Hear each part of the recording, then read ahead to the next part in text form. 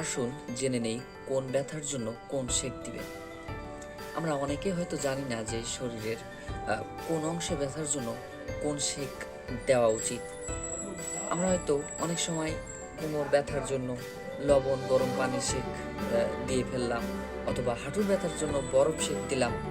আসলে কোন ব্যথার জন্য কোন সেক দেওয়া উচিত সেটা যদি জানা না থাকে, তাহলে আমাদের এই উপকারের বদলে আসলে অপকারই হতে পারে, আবার এটার হিতে বিপরীত হতে পারে।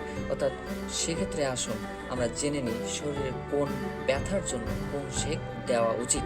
তবে একটা কথা জেনে বলি যে আমাদের যাদের পুরাতন ব্যথা, সেজন্য অবশ্যই আমরা গরম সেক দেব, এবং সদ্য পাওয়া বা নতুন পাওয়া যে ব্যথাগুলো তার জন্য আমরা অবশ্যই বরফ সেক দেব। ১ নম্বরে কোমর ব্যথার জন্য আমরা গরম সেক দেব। মাথা ব্যথায় আবার বরফ সেক দেব।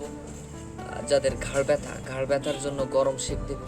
পেশি টান, যারা খেলাধুলো করতে অনেক সময় পেশি টান লাগে, সেক্ষেত্রে আমরা গরম সেক দিয়ে থাকবো।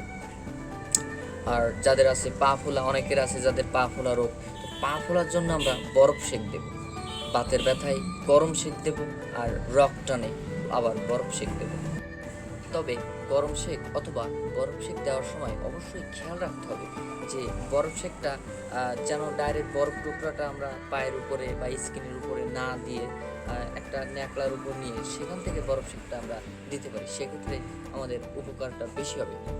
ওই একইভাবে গরম সেকটাও দিলে আমরা আরও বেশি উপকৃত হব।